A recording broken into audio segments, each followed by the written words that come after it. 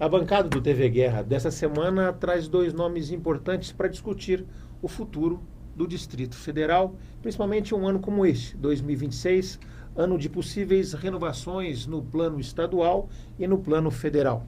Boa noite, professora Kellen Guerra. Boa noite, capitão Davi. Vamos discutir um pouquinho o futuro do Distrito Federal na perspectiva de vocês, enquanto pessoas públicas e também enquanto profissionais das próprias áreas.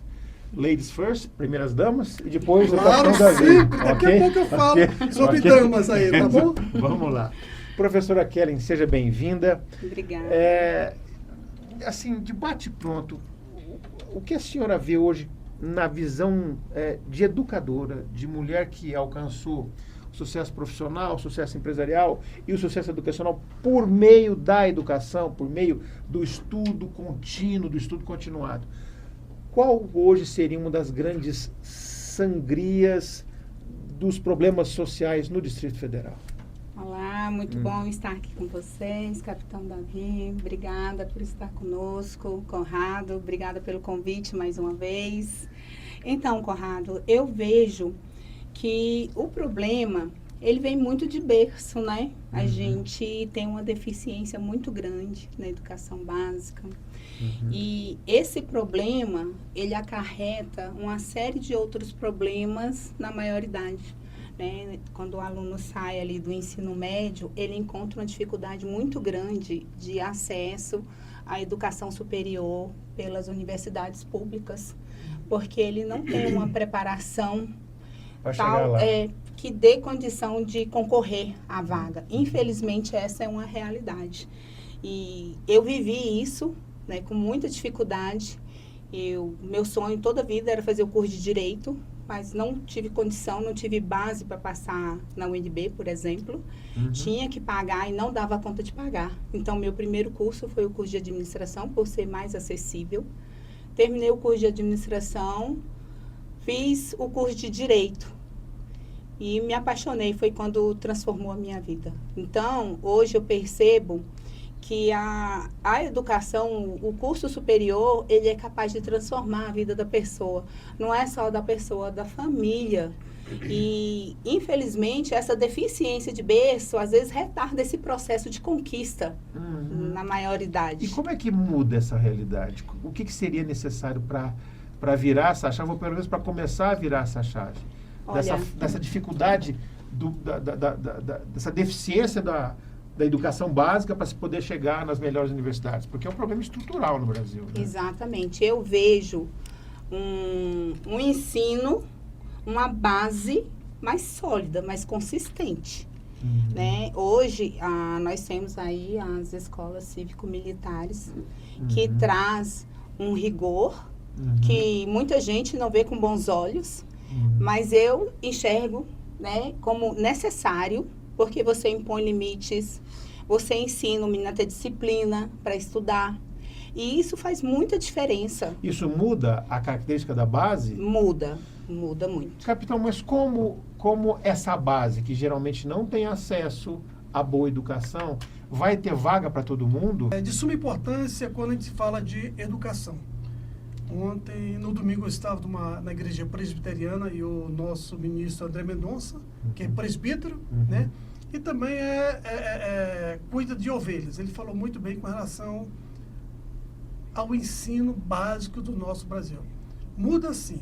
Hoje nós temos um projeto que é uma realidade, que é uma educação de qualidade, igual a nossa Kellen Guerra falou. A educação, quando se chega no ensino superior, ela precisa ser tratada no início de tudo. No ensino fundamental 1, que é no 1º ou 5º ano, ensino fundamental 2 e o ensino médio. Mas a escola cívica, ela resolve esse problema? Ela não vai resolver a totalidade do problema, mas ela vai ajudar. Até porque o projeto cívico-militar não é nada impositivo. Se resolvesse o problema, todas as escolas do nosso país seria transformada em uma escola cívico-militar. Na verdade, a educação ela precisa ser melhorada. É como se fosse uma roda. A roda ela precisa ser alinhada e precisa ser balanceada. Claro. O projeto cívico-militar ele veio para ajudar algumas escolas que estão com deficiência. Até porque quando se implanta um projeto desse em um determinado local, em um determinado município, nós vamos procurar, doutora Kelly, uma escola que está com déficit. O déficit no IDEB, que é o Índice de Desenvolvimento de Educação Básica, um déficit de evasão escolar, um déficit de criminalidade, um déficit de respeito ao professor, um déficit da destruição do patrimônio. Então, essas escolas são escolhidas a dedo para que nós possamos ajudar aquela comunidade. Capitão, mas qual que é a alma da história? Porque as pessoas falam muito, às vezes falam besteira, não sabem criticar ou não sabem elogiar porque não conhecem, né, o projeto. Qual que é a alma ou qual que é a síntese para quem não conhece, conhecer de uma forma muito prática? O que diferencia na prática Perfeito. uma escola cívico-militar de uma escola normal? Perfeito. O que vai diferenciar é a presença dos militares. Que tipo de militar? Os militares da reserva do Exército Brasileiro, Polícia Militar, Corpo de Bombeiros, Aeronáutica e Marinha do Brasil. O que vai diferenciar? Então são das forças federais, das forças de seguranças públicas e estaduais também. As três forças e as duas forças auxiliares. Compreendi. Polícia Militar, doutor, e Corpo. O que vai diferir? Na verdade, os militares estão lá para ajudar os nossos professores. Porque nós sabemos, hoje, alguns pais e alguns responsáveis, eles estão delegando educar para os nossos professores. O professor, hoje em dia, ele tem lá 50 minutos, 45 minutos para dar sua aula. Infelizmente, algumas escolas têm o déficit de respeito, de disciplina, e esses militares estão dentro dessas escolas para ajudar os nossos professores. Entendi.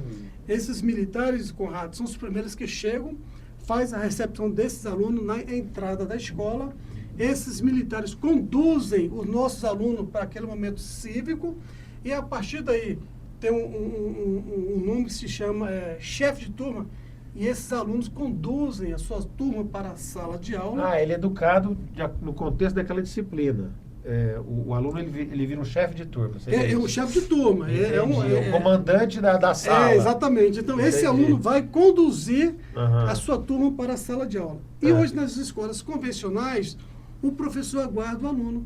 No projeto cívico-militar, o aluno aguarda o professor. Tem mudança pedagógica? Não podemos mexer na LDB de maneira porque nenhuma. Tem a LDB, né? A LDB ela tem as diretrizes.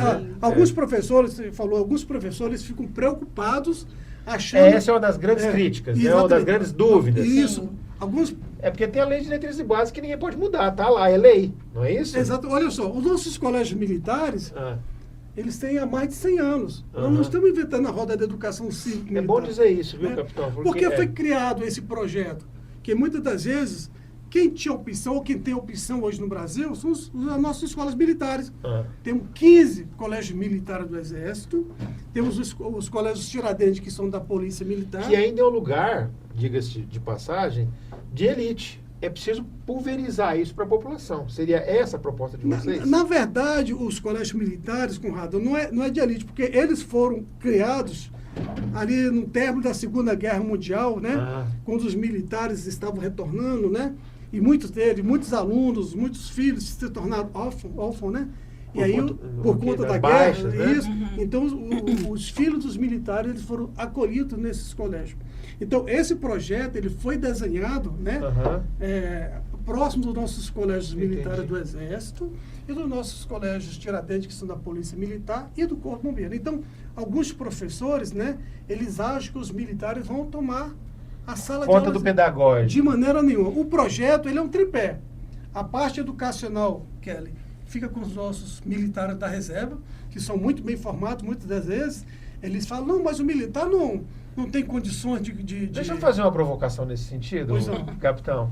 Há pouco tempo virou uma polêmica nacional, rede social, daqueles 2 militares que escreveram errado no quadro. O senhor deve ter acompanhado isso. Perfeito. Isso é uma exceção? Não pode ser uma regra, né? Claro, é uma exceção. Não pode ser uma regra, Conrado, pelo amor de doutora, Deus. eu já tive professor em faculdade. Escrevendo errado. Escrevendo errado. Foi um erro de grafia. Quantas vezes... Crasso.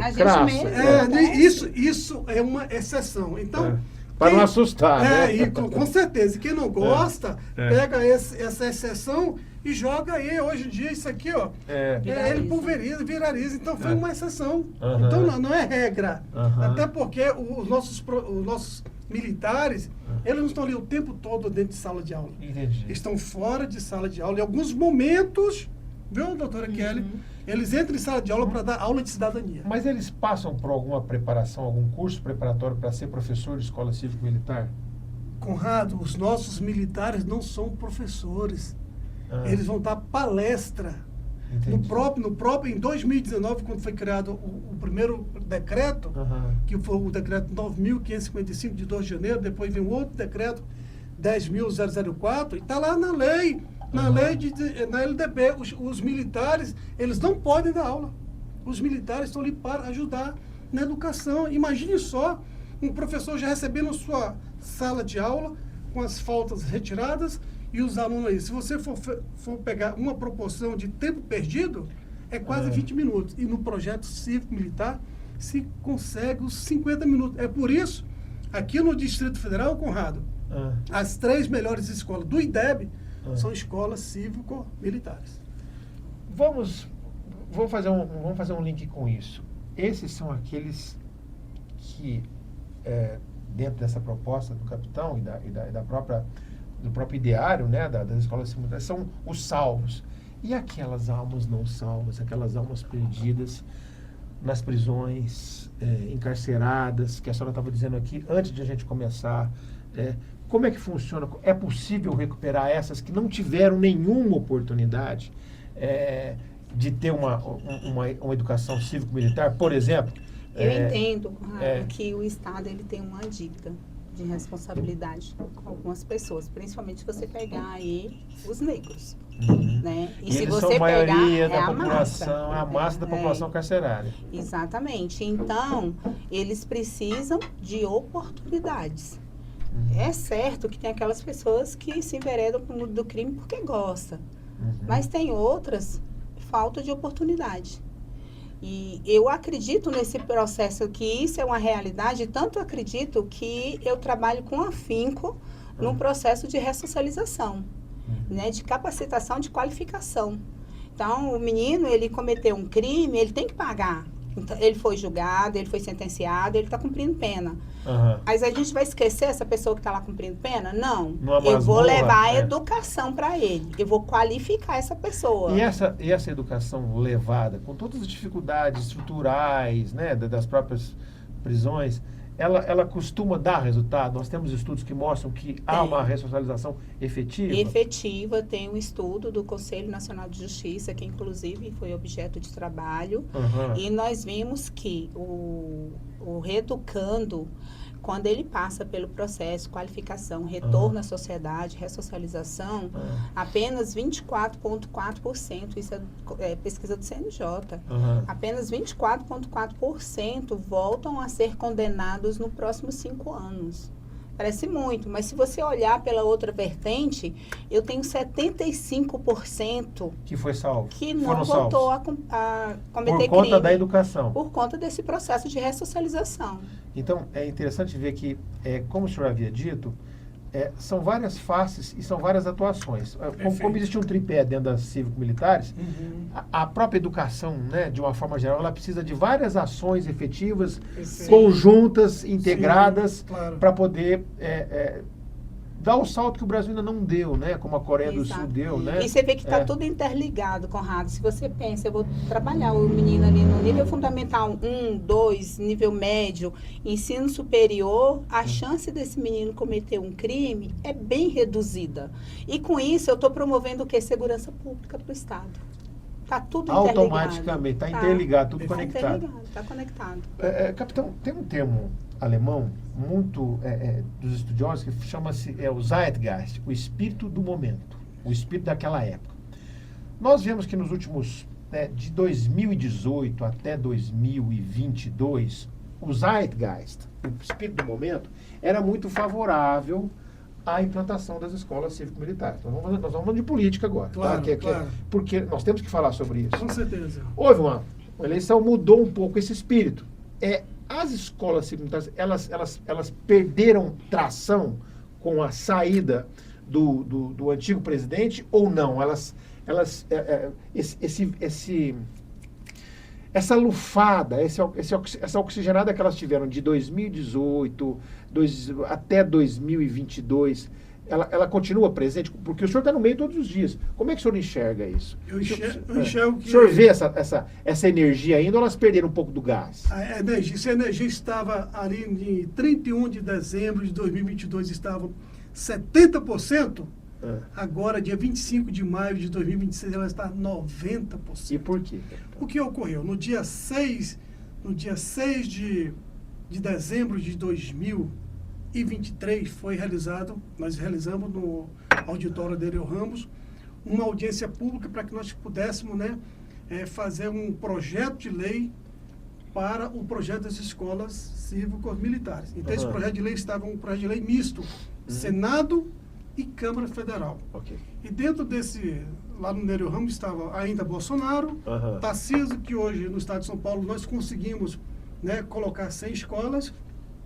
E depois, é lógico pela presença dele lá, porque ele é um defensor. Mas certeza. Onde não tem o defensor, como é que essa escola ela consegue... Mas tem defensor, sim, tem defensor, Conrado.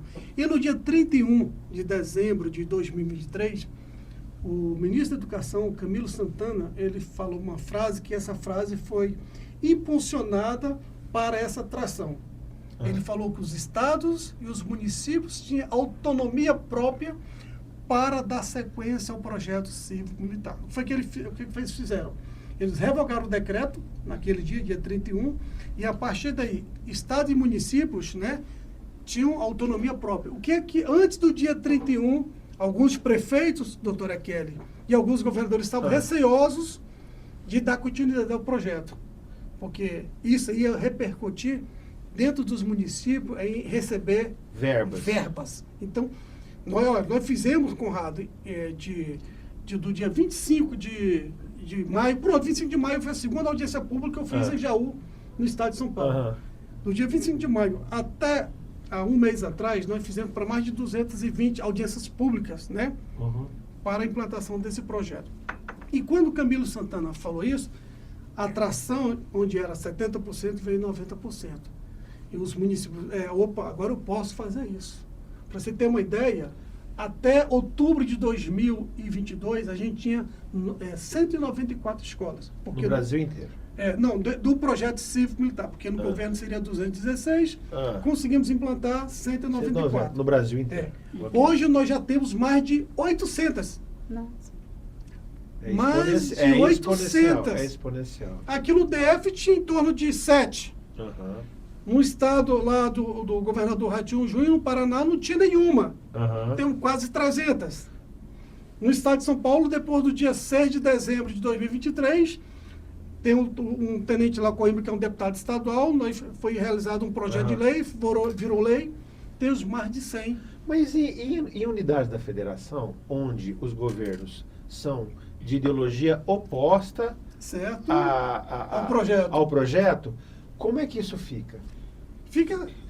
Vai ficar não igual. Fica. Não fica. É colocado a escola. Eu vou dar dois exemplos, Conrado. 3. Só para a população entender. Não, claro.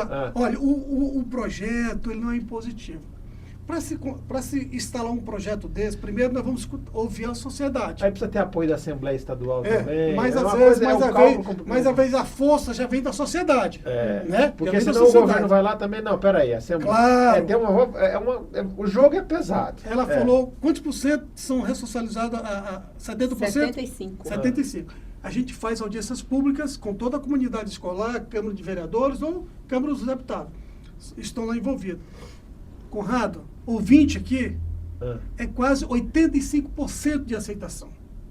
Entendi. Vou falar desses governos que falam de esquerda. Da esquerda até eles não estão sendo beneficiados. Hoje nós temos o município de Arinos, e eu falo com propriedade, ela está me ouvindo, provavelmente, ela me segue o tempo todo, que é a secretária de Educação lá, que ela chama o Lula de pai Lula. Entendi. E é do Movimento Sem Terra. E lá no município dela, nós instalamos uma escola que é referência.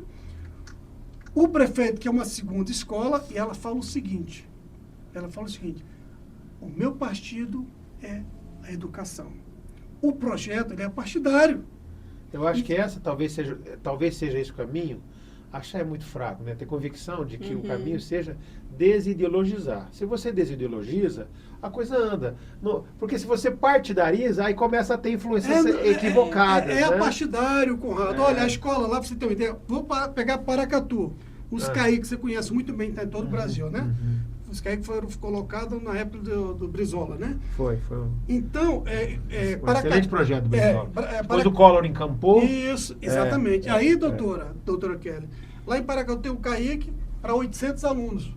É uma área de risco, onde está esse CAIC hoje.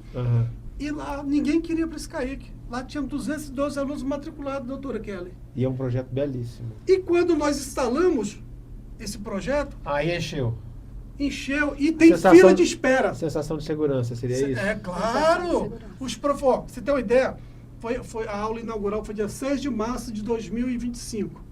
Nós fizemos a aula, o pessoal lá estava treinando os alunos e tinha uma professora chorando dentro da quadra. Eu fui até ela, né, que eu fui assistir. Professor, por que você está chorando? Capitão, eu estou aqui há 22 anos. Eu nunca vi tanto silêncio em menos de 2 horas desses alunos. É porque existe uma outra atmosfera. Sabe por quê? Você falou de um país, qual foi o país que você falou? Da Alemanha, o Zeitgeist. Não, o país sobre a educação aí. Da Coreia? Coreia do Sul. A Coreia do Sul ela teve meio saco. Ela só chegou ao patamar de desenvolvimento. Por conta da educação. Ela era um país agrário. Singapura, em 2018, era o primeiro do ranking do PISA, Programa Internacional de Avaliação do Estudante. O Brasil estava lá em 70. Os países nórdicos sempre vão bem no PISA. Né? Então, assim, essas escolas que são implantadas nesses municípios, o IDEB vai lá em cima. Que é o Índice de Desenvolvimento de Educação Básica. Qual o secretário de Educação, doutora Kelly? Que não gostaria de ter um IDEB, um resultado satisfatório. Então, esse é de suma importância. Então, cada dia mais, essa atração está quase chegando a 100%. E essa é a satisfação pessoal do senhor? Minha, dos professores, dos prefeitos, dos pais e dos responsáveis. Principalmente minha, porque o que é bom tem que ser plantado. E nós não estamos plantando aqui, doutora Kelly, semente de tâmara. Semente de tâmara, talvez eu não vou colher só meus netos. Estamos plantando aqui, quem está nos ouvindo aqui, junto com o Conrado, é semente de melancia. 6 meses, estão dando bons frutos. Professora, nessa questão dos bons frutos, na análise da senhora, né, que está tendo essa experiência agora de uma visão amplificada para a vida pública, para a gestão pública, né, essa experiência, onde o DF sangra hoje? Onde ele sangra mais? Tem alguns pontos de hemorragia que precisam ser estancados, e como é que um parlamentar pode dar conta disso? Nós vamos chegar lá nesse assunto do senhor também. Claro. Para mim, ainda é a questão da educação mesmo, Conrado, porque se eu tenho uma preparação, eu tenho certeza que muito professor, né, eu tenho amigas professoras, vão me condenar, porque eu tenho esse olhar, né, sensível para esse trabalho das escolas cívico-militares. Eu acho que é um trabalho muito bom, porque você prepara o menino, você ensina, e você tem o domínio, porque você impõe limites. E, infelizmente, na escola, eu não sei se poderia dizer comum, a gente não tem muito disso.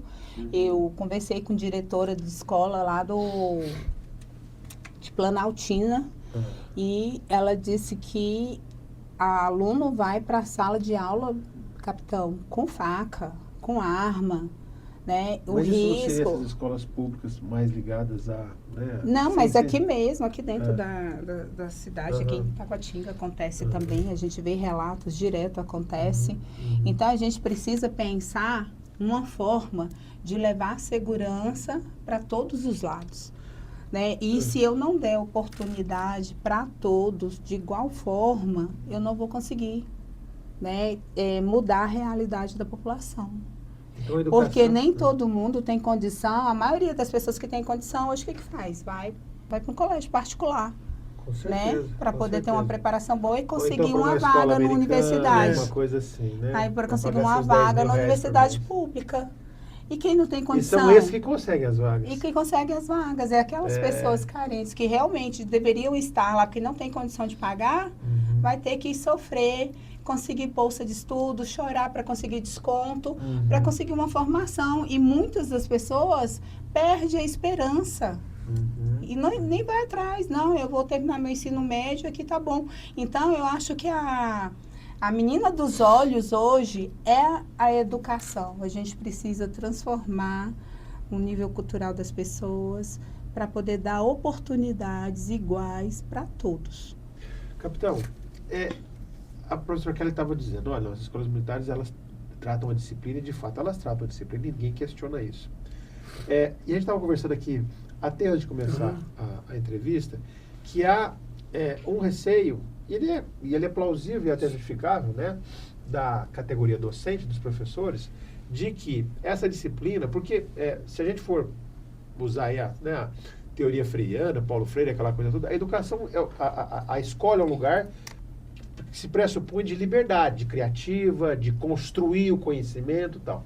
Aí, de repente, chega a disciplina militar, que é a disciplina militar para corrigir as deformações, vamos chamar disso, né, de comportamento, de segurança e tal. Só que essa correção, ela não,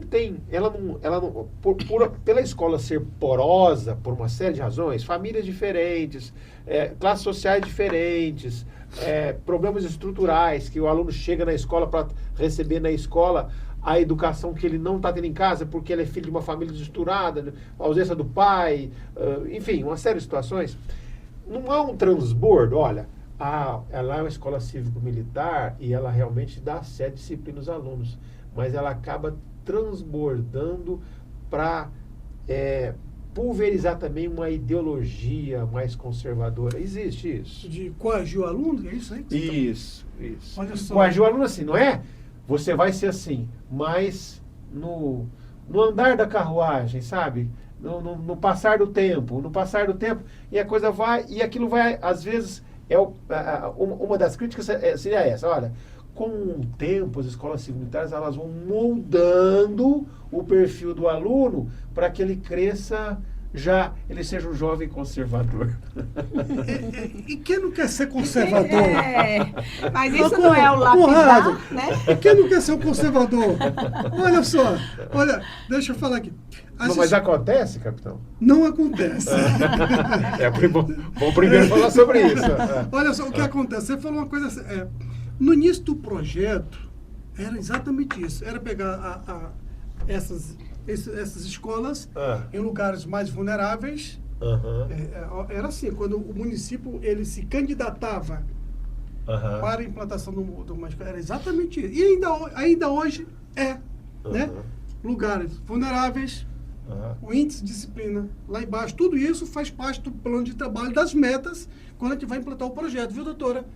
O índice de evasão escolar lá embaixo, o índice de disciplina lá embaixo, o índice de criminalidade lá embaixo, o desrespeito ao professor lá embaixo, o IDEB lá embaixo. É exatamente isso. Conrado, doutora, você vai no hospital com saúde? Você vai no hospital com saúde? Não, você vai quando está com algum problema, precisando. Com certeza. Então, quando um gestor faz uma aplicação de recurso em uma determinada escola, porque alguma coisa está de errado, ou não tá, a estrutura não está boa, ou então ele vai pegar os professores e fazer uma capacitação, ou colocar mais professores dentro da sala de recurso, ou você vai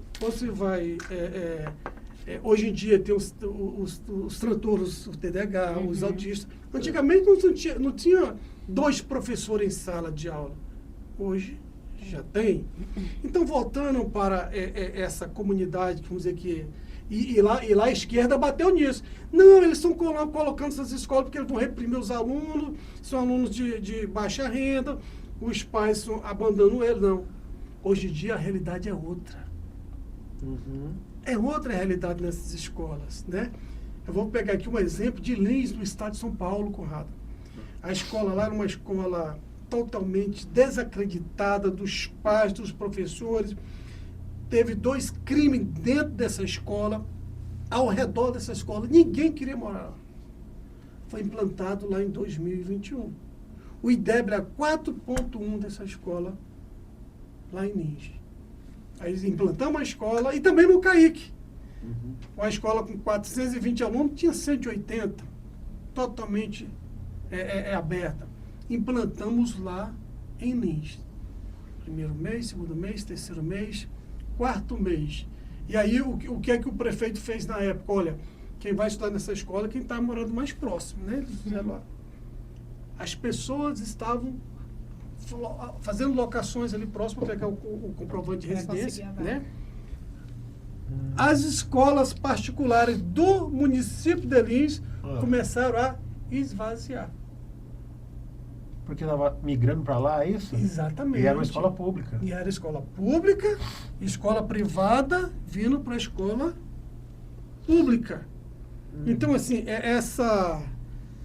o que a comunidade do outro lado está falando é totalmente contra, né, a realidade. A realidade.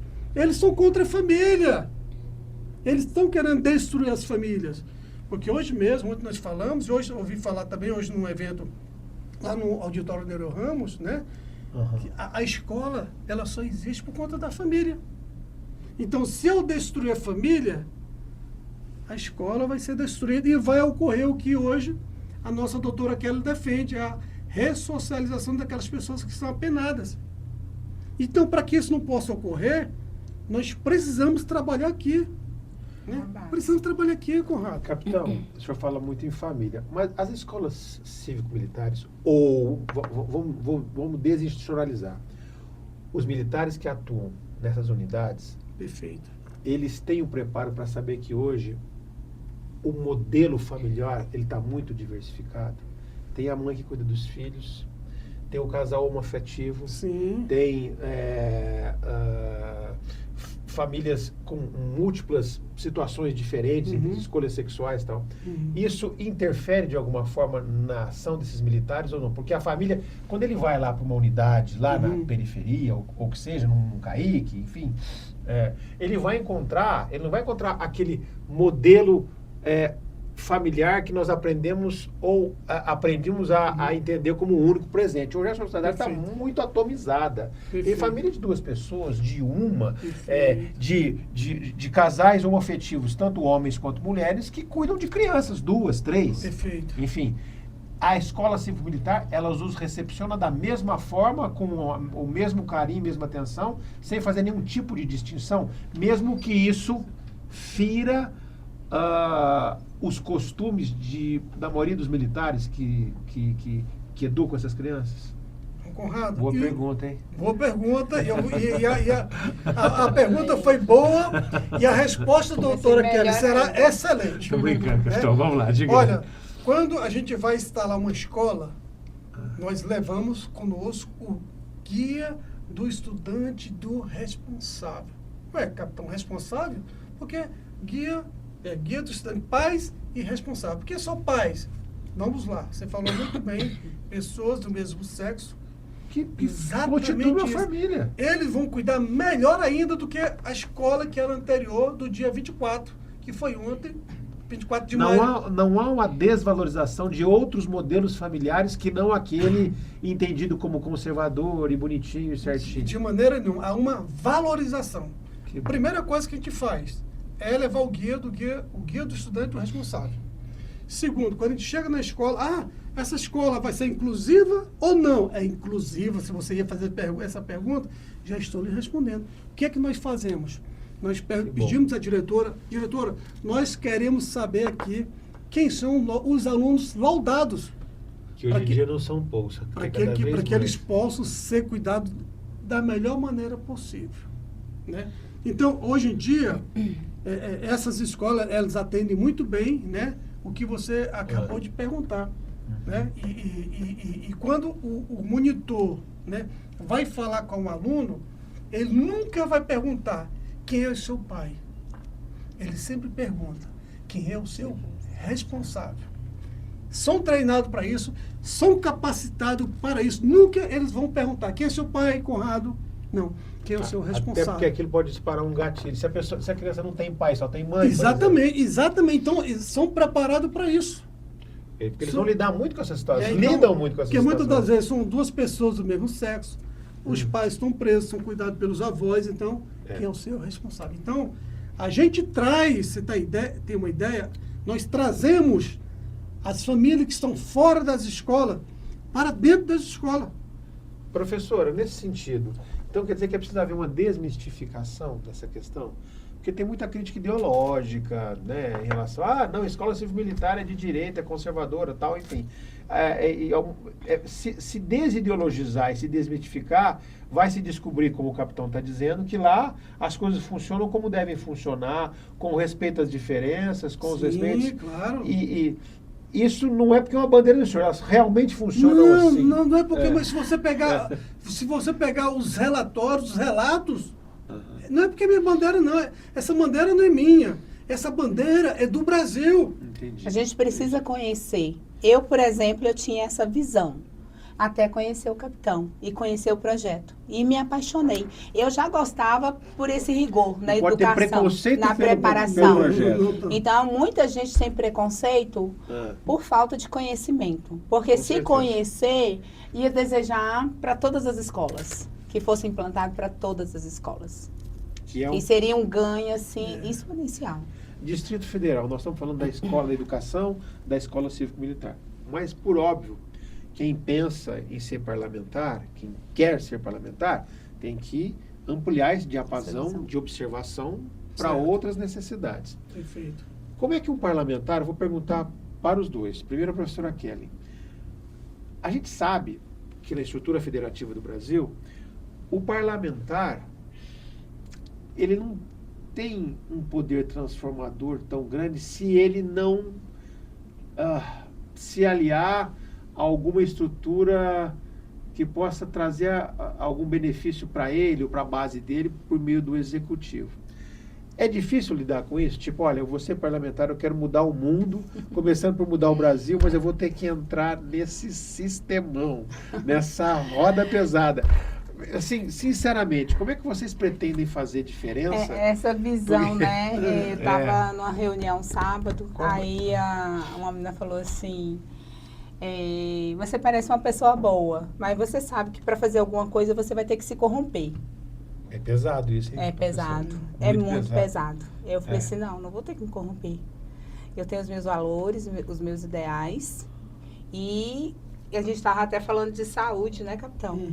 E a gente viu hoje a verba para educação, se você pensar, ela é boa, é suficiente. Dá para trabalhar. A verba A da saúde, nacional, a a mesma do DF? coisa. Do DF. Do DF, Ah. falo do DF. Vamos chegar daqui lá, viu? É. Fala, doutora.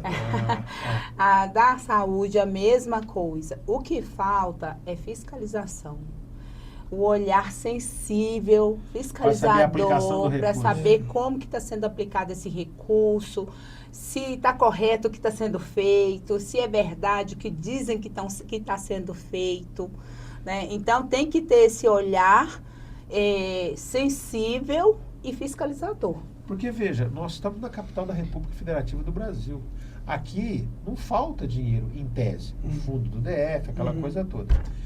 Por que ainda a educação, nesse sentido, é um problema, como não deveria Precária, ser? né?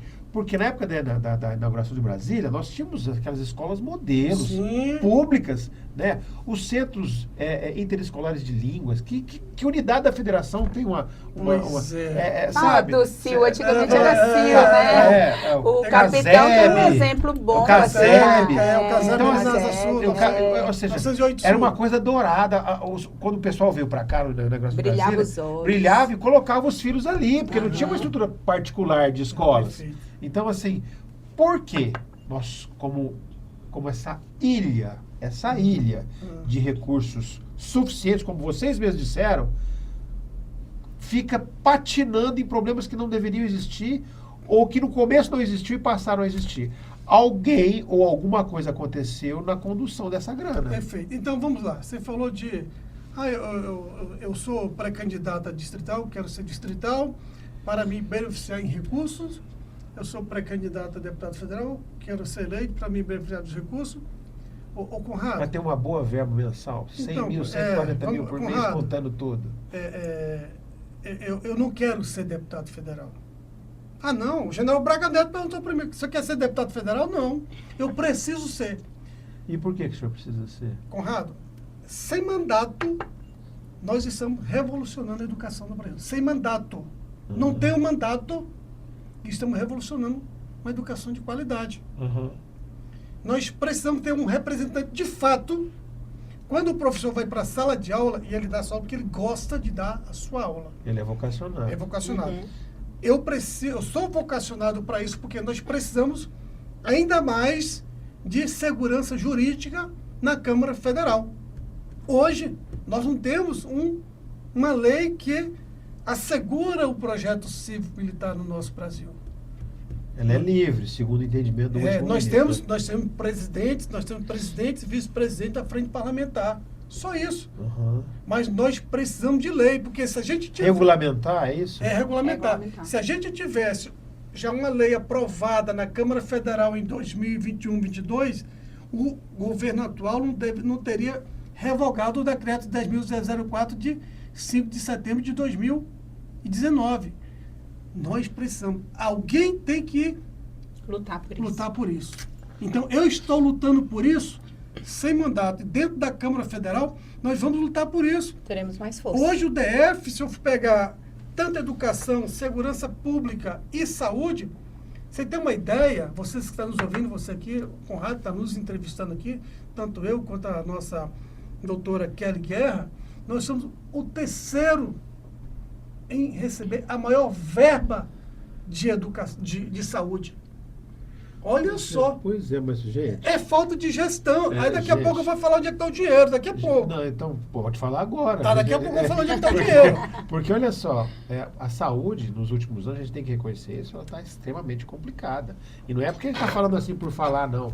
A gente vê os hospitais públicos. Não era para estar assim. Se nós temos a terceira verba para a saúde e a unidade, e nós somos um quadradinho Vou dar esse exemplo. no meio dessa imensidão que é o Claro. Brasil, que é um país continental, a gente é uma ilhota, um quadradinho, um retângulo, né? De, sei lá, 3 milhões de pessoas, contando o entorno, 4 milhões, enfim.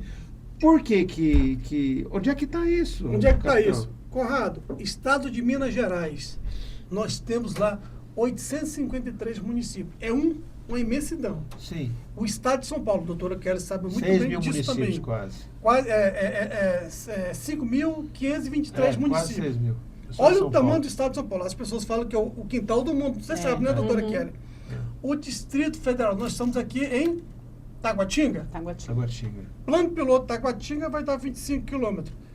Plano piloto Braslândia, que é a cidade Mais região administrativa mais distante, está em torno de 45 quilômetros. Olha só, são 35 regiões administrativas.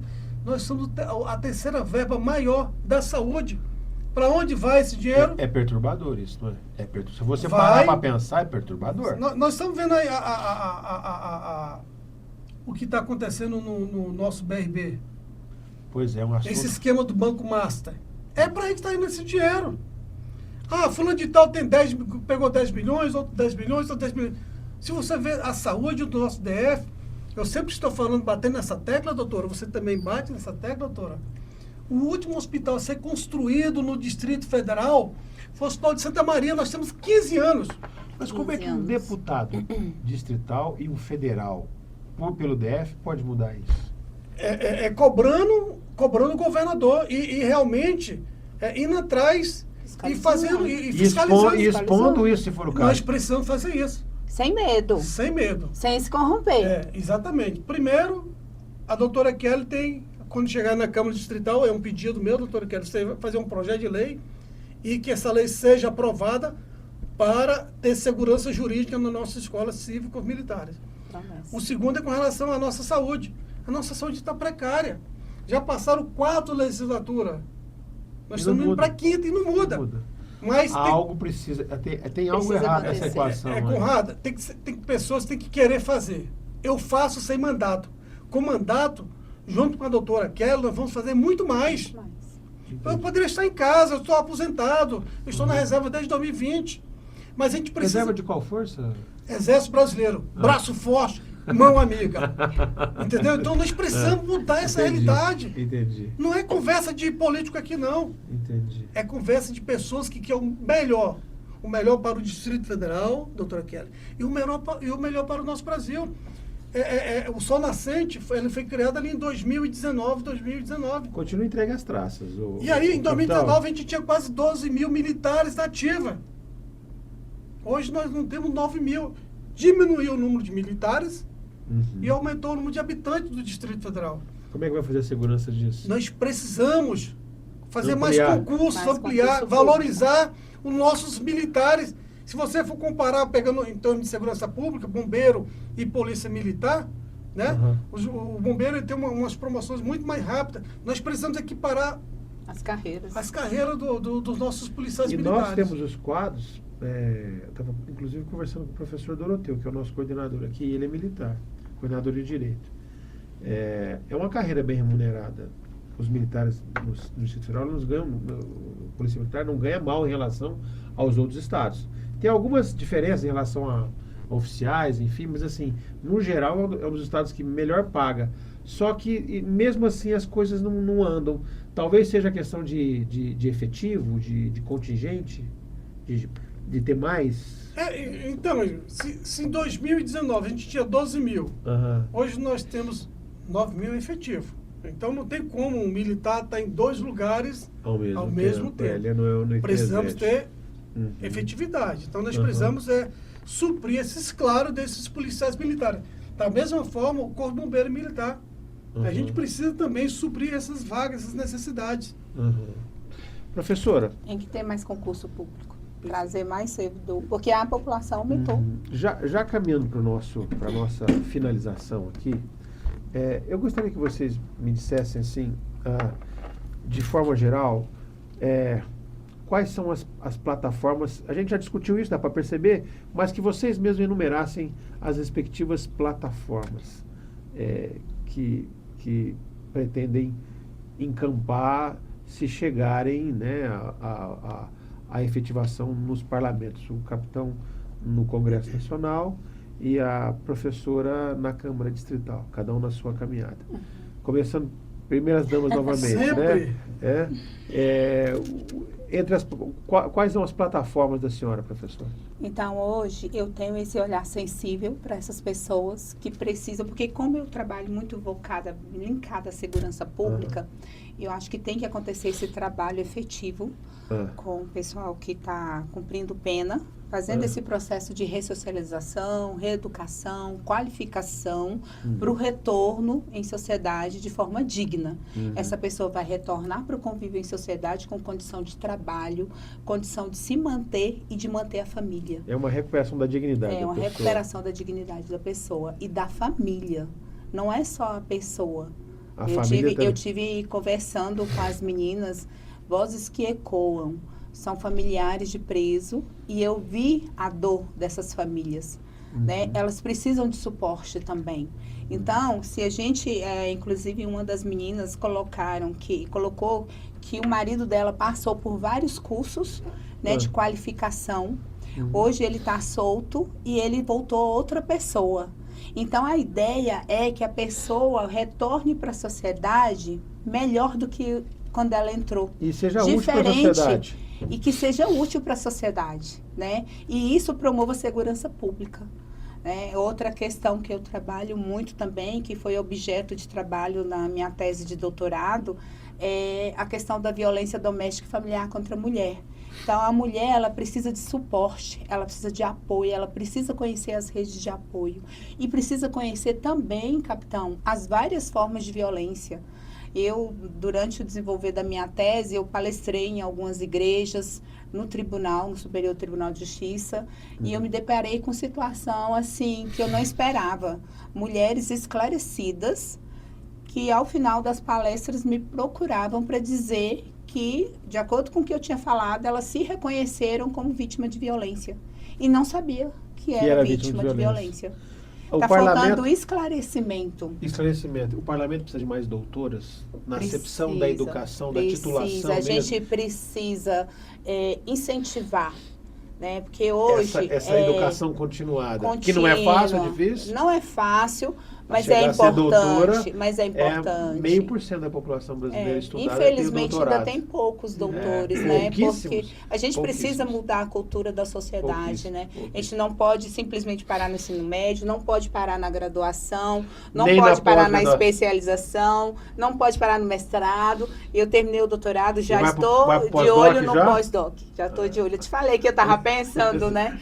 Já estou de olho no pós-doutorado. Porque essa preparação também é Sim. fundamental, até para o gestor ou para o legislador, ele vai ter uma visão muito mais espraiada sobre as coisas, porque ele já aprendeu a lidar com o conhecimento, com a Sim. pesquisa científica, Sim. com os dados, com as tabulações, né? com as sistematizações, e isso ajuda no feitio de planejamento de médio e longo Você prazo. amplia o olhar, né? Com Você certeza. amplia o olhar. Com certeza.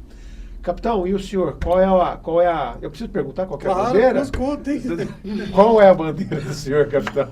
Os nossos planos estratégicos para o Distrito Federal é aquilo praticamente que nós começamos a debater, né? Plano estratégico. A educação, ela precisa andar de mão dadas com a saúde.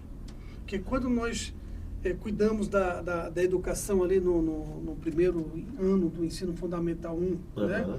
Isso vai nos ajudar, né? Nos ajudar. Porque você falou, a Kelly falou que em algumas escolas o aluno entrou com uma arma branca, né?